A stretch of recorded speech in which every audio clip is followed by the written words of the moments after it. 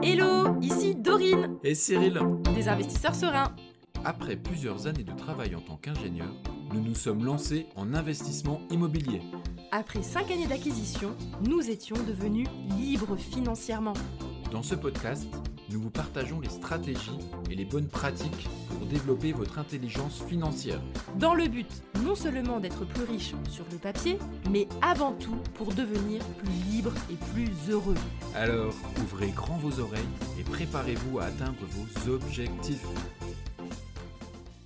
Pourquoi je ne ferai jamais marchand de biens? Hello les investisseurs sereins, j'espère que vous allez bien. J'avais envie de vous parler d'un sujet parce que il m'arrive que lorsque j'interviewe des investisseurs ou que je discute avec d'autres investisseurs, mais Dorine, Cyril, pourquoi est-ce que vous ne faites pas marchand de biens? C'est vrai que dans le parcours de nombreux investisseurs, souvent, ce qui est, on va dire, assez commun, en tout cas, ça arrive souvent. Bon, alors, la première catégorie, c'est des gens qui font 1 ou 2 investissements et qui s'arrêtent là, ils sont contents, leur retraite est assurée, tout va bien. Bon, ça, voilà. Mais on va dire les investisseurs qui ont une certaine passion pour l'immobilier, qui se disent, bah moi j'ai envie d'en faire encore et encore et encore. Parmi ces gens-là, souvent, l'un des chemins qui est pris, c'est qu'on commence d'abord par investir de façon rentable pour soi, qui je trouve est le bon parcours. Puis ensuite, ils se disent, bah attends, maintenant que je suis bloqué en termes de capacité d'endettement, bah, le moment est venu pour moi de devenir marchand de biens. Je suis bon pour négocier des biens immobiliers, les rénover, les mettre en location de façon rentable, et comme ça, je revends soit du clé en main pour des investisseurs, soit je revends pour des résidences principales, et donc je fais marchand de biens en revendant des biens rénovés que je revends en résidence principale, et le tout, c'est de me faire une marge de minimum 20% sur la plus-value que je vais faire. Voilà. Et ça, c'est assez classique. Et j'aime bien quand même ce niveau de parcours. Moi, j'aime pas trop les gens qui me disent qu'ils démarrent direct en marchand de biens alors qu'ils n'ont jamais fait d'opération rentable à leur nom, pour leur compte. Donc, je préfère quand même je trouve que se lancer en immobilier locatif pour commencer, ça permet d'avoir une petite formation sur négocier des biens de façon rentable, gérer un chantier, etc., sans avoir cette pression de la plus-value, parce que tu sais que quoi qu'il arrive, ça va être rentable et tu poses des choses. Surtout qu'au démarrage, souvent, tu as un taux d'endettement qui est assez facile à utiliser. Donc, autant en profiter pour avoir des biens qui vont te sécuriser sur l'avenir. Tu prends en plus des assurances décès pour sécuriser ta famille sur ces biens-là. Donc, moi, je trouve que c'est une bonne base pour ensuite passer au niveau supérieur, parce que c'est vrai que marchand de biens, je considère que c'est le niveau supérieur, dans le sens où, quand tu es marchand de biens, franchement, tu n'as pas le droit à l'erreur. Parce que sinon, tu vas perdre du temps pour un truc pas rentable et ça va vraiment te saouler. Parce que l'objectif général d'un marchand de biens, c'est de faire 20% de plus-value dans la poche du bien que tu as acheté. Et donc, moi, en l'occurrence, avec Cyril, on s'était déjà posé la question. Il y a plusieurs façons de faire marchand de biens, comme je vous disais. Soit on fait des produits d'investissement finalement clés en main. Moi, je trouve que c'est quasi du marchand de biens, parce qu'au final, on revend un projet pour un investisseur. Soit on fait de la revente pour des résidences principales. Donc, par exemple, on achète un immeuble, on rénove appartement par appartement et on revend en résidence principale, vide les appartements. Alors après, libre à l'acheteur de le mettre en location ou pas, mais en fait, on revend des biens vides. Ça, c'est les deux modèles que je vois. Et nous, clairement, ça me plaît, mais pas du tout, par rapport à ma philosophie de vie. Et je vais vous expliquer pourquoi je suis... on peut jamais dire jamais, parce qu'on ne sait jamais. Je sais que c'est une façon de réussir à vivre de l'immobilier quand on veut s'arrêter de bosser et qu'on n'a pas assez de cash flow avec nos biens locatifs. Ça permet en effet de mettre du beurre dans les épinards et d'en faire un vrai métier. Mais je considère que c'est un vrai métier, ça prend du temps et que à chaque fois, voilà, je vais vous expliquer un petit peu tous mes arguments justement pourquoi je ne le fais pas. Donc la première raison, c'est que quand tu es marchand de biens, je considère que tu n'es pas vraiment investisseur. C'est pas de l'investissement, c'est vraiment un métier, un boulot. C'est-à-dire que ton travail, comme un brocanteur, ça va être de flairer les bonnes opérations, de les améliorer pour augmenter la valeur perçue du futur acheteur et de le revendre avec une marge. Donc en fait, tu es un commerçant. Et la problématique, c'est que, je pense déjà que tu es limité en termes de nombre d'opérations par an parce que faut les suivre, surtout si tu veux faire ça tout seul et que tu veux pas créer une énorme entreprise de marchand de biens, je sais pas, mais voilà.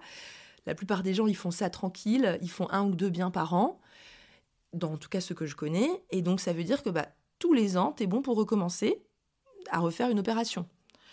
Sachant que tu as par exemple 20% de marge, ok ? Donc par exemple, tu t'achètes un bien à 100 000 et tu le revends 120 000. Bon, je fais vraiment un truc simpliste, je parle pas de fiscalité ni rien, mais grosso modo, tu as 20 000 euros de plus-value sur cette opération. Voilà, tu as fait tes 20 000, tu as revendu, tu as tes 20 000 dans la poche, mais bon, tu es bon pour recommencer parce que ton système, en fait, il va pas s'auto-alimenter tout seul. Donc ça, c'est le premier point qui, pour moi, est très embêtant, c'est que j'ai vraiment cette impression que c'est une opération one-shot. C'est du one-shot.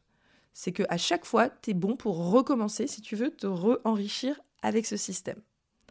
Donc ça, c'est la première des choses. La deuxième chose qui, moi, m'embête fortement, c'est que je considère que c'est plus rentable, en termes d'enrichissement, d'avoir des biens que tu mets en place, tu mets en route ta locomotive, ok, ta machine, qui va tranquillement rembourser un prêt pendant 20 ans et tu n'as entre guillemets plus grand-chose à faire, surtout si tu le mets sous gestion. Donc tu vas t'enrichir tranquille pendant les 20 années prochaines, voire plus longtemps si tu veux le garder encore plus longtemps.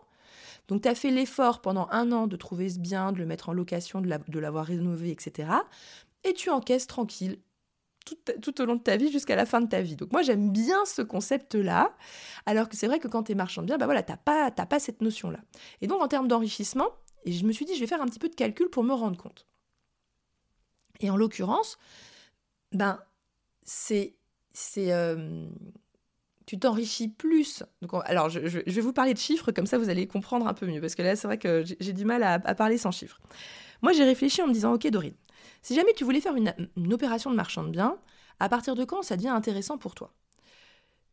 Vous avez peut-être déjà écouté l'épisode où je parle de la notion de proportion. C'est l'épisode numéro 252, je crois qu'il s'intitule « Est-ce que je l'ajoute trop petit ou trop gros en immobilier ?» où je parle justement de cette notion de, avant de se lancer dans un projet, est-ce que par rapport à ses revenus, par rapport à son patrimoine brut actuel, à son patrimoine net actuel, est-ce que l'opération en vaut la peine ? Par rapport donc à notre patrimoine avec Cyril, par rapport à nos revenus qu'on a maintenant avec l'immobilier et avec le podcast, est-ce que à partir de combien une opération de marchand de biens vaudrait la peine d'être faite ? Techniquement, moi personnellement, je ne bosserai plus pendant 1 an sur un projet pour moins de 200 000 euros. C'est clair et net dans ma poche. Parce que sinon, je la joue beaucoup trop petit. Okay, mais c'est juste par rapport à mes revenus. Okay, ça, il faut que vous fassiez par rapport à vos revenus. Donc, ça veut dire, pour avoir 200 000 euros dans ma poche au bout d'1 an, ça veut dire qu'il faut que je fasse une opération de marchand de biens qui est quand même à hauteur de 1 million. Donc, je dois acheter un bien à 1 million pour me faire mes fameux 200 000 euros de marge. Donc, c'est quand même déjà une opération où, voilà, moi je vous dis, acheter un immeuble à 1 million, le rénover, etc. Enfin, bon, tu n'achètes pas à 1 million, dans l'occurrence, probablement que tu l'achètes à 500 000, tu fais 500 000 de travaux dedans, je dis un truc un peu au hasard, et puis tu le revends 120 000. Dans ce cas-là, en fait, c'est quand même une opération qui va demander du stress, beaucoup d'investissement en temps, en attention, tu vois, de charge mentale tout au long de l'année. Hein. Vous voyez, moi, je suis une femme, alors je raisonne aussi en termes de charge mentale. Hein. Je ne vais pas me recharger encore des choses en plus à penser, alors que j'ai déjà beaucoup de choses à penser. Donc, ça va quand même me demander un sacré investissement en temps et en énergie sur toute une année, voire même plus, parce que je trouve que quand on est sur cette taille d'opération, 1 an, c'est un peu short. Hein. Pour gérer un chantier à 500 000, il faut y aller. Hein. Donc, dans ce cas-là, tu as tes 200 000 de plus-value. Moi, je me suis posé la question, ok, mais en fait, financièrement, qu'est-ce qui est plus intéressant ? Encaisser les 200 000 au bout d'1 an, supposons que je l'ai fait en 1 an, ou bien est-ce que je maintiens ce bien pendant X années, et qu'est-ce qui va me rapporter, comment est-ce qu'il va m'enrichir ? Donc, j'ai fait le calcul tout simple. Si jamais j'ai donc ces 200 000 euros dans ma poche, imaginons que je vais les placer de façon financière à 7% de rentabilité. Moi, je suis quand même du genre prudente, j'ai pas envie de les placer de façon olé olé, surtout si c'est mon dur labeur. J'ai envie d'avoir un placement quand même qui est assez sûr, assez peu risqué. J'ai bossé pendant 1 an pour avoir ces 200 000 euros. Donc, j'ai pas envie de les cramer et de les mettre en crypto, et puis boum, d'un seul coup, ça s'effondre. Donc, en fait, je les mettrai sur quelque chose d'assez sécurisé, assez tranquillou pépère. 7% après fiscalité, ça me paraît quand même correct. Donc, on va se dire, ok, 7%, c'est quand même déjà des taux de renta assez risqués quand même. Hein. C'est pas du pépère livré A, quoi. Et bien, dans ce cas-là, au bout de 20 ans, j'aurai 774 000 euros. Okay, je me suis amusée donc à placer ces 200 000 à 7% pendant 20 ans pour voir ce que ça donne. Et au bout de 20 ans, j'ai 774 000 euros. Alors que, si jamais je décide de garder cet immeuble, parce que je suis en mode investisseur serein, moi je ne fais pas marchand de biens, qu'est-ce qui se passe ? Eh bien en fait, un immeuble d'une valeur de 1 million, supposons que j'y vais vraiment tranquille, hein, j'ai fait des chiffres tranquilles, assez pessimistes, mais bon voilà. Imaginons qu'il va me rapporter 50 000 euros par an. Donc c'est 5%, net dans ma poche. Bon, c'est même pas autofinancé dans ce cas-là, mais bon, supposons que c'est autofinancé, parce que pour le calcul, ça va rien changer, mais j'ai pris 50 000 parce que ça m'arrange en termes de calcul. Bah, grosso modo, en fait, si jamais... Là, on va faire le petit calcul de la rentabilité sur actif net. Donc, qu'est-ce que c'est que ça ? La rentabilité sur actif net, c'est le fait que je vais regarder de combien je m'enrichis tous les ans par rapport à l'argent que je pourrais sortir si jamais je décidais de revendre l'immeuble. Donc, on sait qu'en la première année, si je le revendais, j'aurais 200 000 euros dans ma poche, mais cet immeuble me rapporterait 50 000 et m'enrichirait de 50 000. Donc, c'est de l'enrichissement dans le sens où c'est pas forcément du cash flow, ce serait plutôt du remboursement de capital. Donc, j'aurais un enrichissement à 50 000 versus 200 000 si jamais je sortais cet argent. Donc, 50 000 divisé par 200 000, on est sur 25% de rentabilité. C'est-à-dire que la première année, la rentabilité sur actif net, elle est de 25%. Donc, c'est hyper intéressant de garder l'immeuble. Parce que vous avez des revenus et un enrichissement qui est à 50 000 euros pour un actif net de 200 000. Donc là, typiquement, placer 200 000 euros à 25%, à part prendre d'énormes risques, c'est impossible. Alors que l'immobilier, c'est quand même assez rassurant. Donc là, je garde. Et là, j'ai continué à faire le calcul. Deuxième année, finalement, si je revends, j'ai remboursé 50 000 de capital, donc je toucherai 250 000. Je pars du principe que le prix de mon immeuble ne va pas augmenter, même si ça irait encore plus en ma faveur si je prenais ça en compte, mais je pars du principe que non. Deuxième année, je le revends, 250 000 euros dans ma poche et toujours 50 000 euros de revenus. Pareil, je pars du principe que les loyers n'augmentent pas. Pessimiste pour moi, mais c'est pas grave. Donc là, je passe à 20% de rentabilité sur actif net. Donc c'est toujours plus intéressant d'avoir gardé mon argent dans cet immeuble plutôt que de l'avoir revendu, tout simplement parce que j'ai quand même 20% de rentabilité par rapport aux 250 000 que je sortirais. Donc je continue, je le garde. Donc j'ai continué comme ça, année par année. Je ne vous refais pas toutes les années, mais grosso modo, année 3, ma rentabilité sur actif net, elle passe à 17%, puis elle passe à 14% l'année 4, 12,5% l'année 5, 11% l'année 6 et 10% l'année 7. Parce que l'année 7, grosso modo, j'en suis à 500 000 euros de rentabilité, de 500 000 euros si jamais je revendais mon immeuble, et 50 000 euros toujours de revenus, donc je suis à 10% de rentabilité sur actif net. Donc en fait, ce qui est évident pour moi, c'est que tu es obligé de le garder au moins 7 ans. Parce que 10% net de renta sur un truc aussi sûr que l'immobilier en France, voilà. Donc déjà, en fait, tu vois, le concept de marchand de biens, je le trouve assez court-termiste parce que tu vois pas toute la rentabilité que tu te crées. Après, dans ce que je viens de vous expliquer, vous allez peut-être vous dire « Ah oui, mais c'est intéressant parce que plus le temps passe, finalement, moins c'est intéressant de garder l'immeuble. » Et en effet, ça c'est vraiment une notion que vous devez comprendre, c'est que en général, un investisseur immobilier qui a envie de croître, à un moment donné, il va revendre pour réinjecter dans un nouveau projet qui va être à nouveau rentable et plus rentable que ce qu'il a. Tout simplement parce qu'au fur et à mesure du temps, finalement, votre rentabilité sur actif net va baisser pour tendre sur la rentabilité de l'immeuble.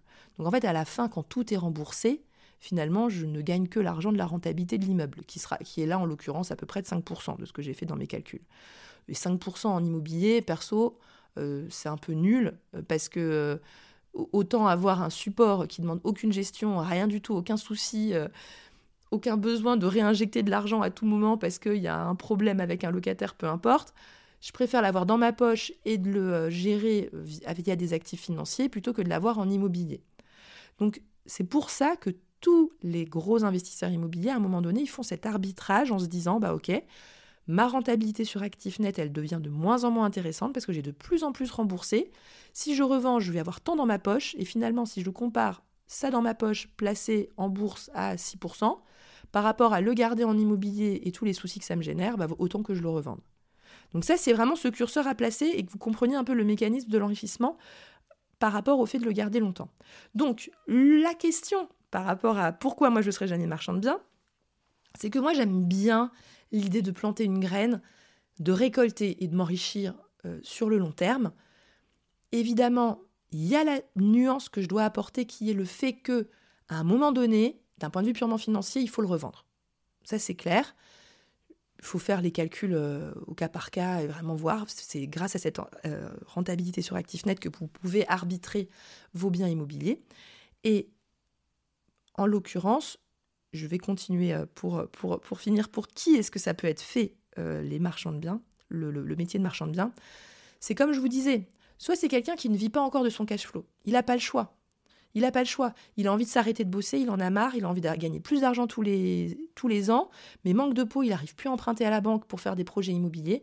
Il bascule en marchand de biens. En marchand de biens, on est en société. Il suffit d'avoir de l'apport pour pouvoir lever de l'argent. Bon, il suffit. Bon, faut quand même pas être le dernier. Enfin, faut quand même être un peu bon.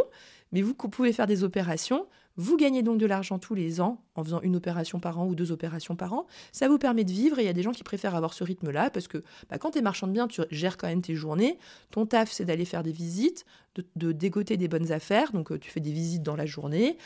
Tu gères des chantiers et tu remets en vente. Donc, c'est pas un métier, on va dire, où tu es au bureau de 8h à 17h comme beaucoup de métiers. C'est un métier un peu plus où tu peux... faire tes horaires comme tu as envie. Donc, je comprends complètement les gens qui le font. Ça, c'est la première raison. Et la deuxième raison, ce sont des personnes qui ont très peu de trésorerie et qui ont besoin d'un boost de trésorerie pour pouvoir accélérer dans leurs investissements. Donc ça, typiquement, c'est que tu n'as pas assez d'argent de côté. Imagine, tu as 20 000 euros de côté, c'est pas énorme. Ça peut être intéressant, avec tes 20 000 euros de côté, de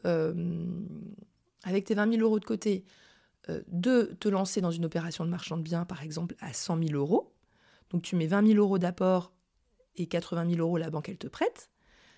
Tu fais une opération, une très bonne opération. Allez, on va dire que tu es à fond. Tu fais une belle opération qui va te faire 30% de plus-value. Hein, tu es vraiment bon, tu es au taquet. Tu revends donc à 130 000. Tu récupères ton apport de 20 000 plus les 30 000 de plus-value. Donc, en fait, au bout d'un an, tu te retrouves entre 20 000 de trésorerie à 50 000 de trésorerie. Donc, ça peut être vraiment des boosters de trésorerie pour les personnes qui n'ont pas de trésorerie de côté. C'est vraiment ça, la notion de marchand de biens. C'est, tu te crées de la trésorerie, ok ? C'est ça qui est intéressant. C'est ça la différence entre un investisseur comme moi, en l'occurrence, qui ne veut pas être marchand de biens. C'est que moi, je préfère m'enrichir sur le papier en remboursant de la dette parce que je n'ai pas besoin de trésorerie supplémentaire pour vivre. J'ai assez d'argent pour vivre tous les mois. Donc, je n'ai pas besoin de trésorerie. C'est ça, en fait, la différence. OK ? Voilà, j'espère que vous avez pu réfléchir. J'aime bien vous faire rentrer maintenant dans mon cerveau pour que vous compreniez comment je raisonne, pour que tout doucement, vous vous imprégniez aussi de ces raisonnements. Et puis voilà, et puis vous avez ma réponse. Pourquoi moi, je ne fais pas marchand de biens ? Parce que voilà, ça ne m'intéresse pas. Je pense que je peux avoir beaucoup plus d'opportunités de croissance, soit en développant le podcast, soit en investissant des gros projets à 1 million, 1,5 million qui vont me rapporter tranquillou pépère pendant 10 années. Parce que voilà, je fais un effort une fois et une opération qui me rapporte tout le temps. Et j'ai pas envie de recommencer à chaque fois, tous les ans, à refaire une opération.